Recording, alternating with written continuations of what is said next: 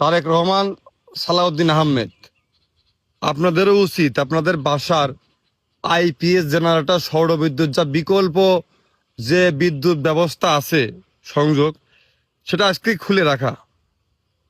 আপনারা তো জানেন না, এই যে গরম, বিদ্যুৎ ছাড়া এই যে রাত্রিবেলা কি যে নির্যাতন, একটা মিনিট যায় না ঘুমানো।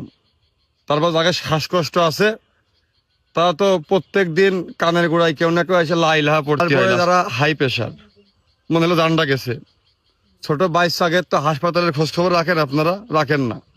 যে দেখেন খালি গরম লাগে লাগে 1 মাস 1.5 মাস করে সেসব বাচ্চারা হাসপাতালে, আমার ভাইস্তারা পর্যন্ত হাসপাতালে। কিছু বিল্ডিং আছে 10 বছরে একবার কারেন্ট যায় না, মানে তারা জানেই না যে কারেন্ট চলে যাওয়ার বিষয়টা কিরকম হয়। কারেন্ট না থাকলে, আমার ঘরের পাখাটা না ঘুরলি, এসিটা না চললে, আলোটা না জ্বললি আসলে আমার কাছে কিরকম অনুভূতি হতে পারে তাকে ধারণা নেই কোনো।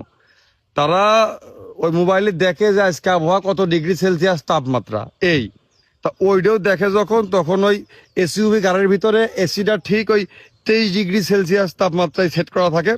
আর বাসা বাড়িতে তো সেটা থাকলেও একটা কমফোর্ট জোনের ভিতরে।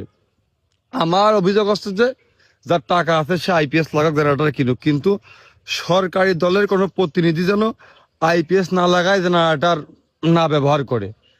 এখন আপনারা যদি মনে করেন যে আপনারা এই টাকা পয়সা আছে বা লাইন লগিন ভালো, আপনার নিজের টাকা দিয়ে আইপিএস কিনে নিয়ে ঘরে সেট করে আরামে ঘুমাবেন, আর আমাদের বাপ মা নিয়ে আমাদের ওই মরা চিন্তা করতে হবে, তাহলে শুনে রাখেন এই সাক্ষী আপনাকে যেরকম ঘুরেছে না, একদিন সব দিক ঘরবে। আর ওই দিন কিন্তু নাম তালিকা করে বাড়ির মিটার তার খুঁজে নিয়ে চলে আসবো।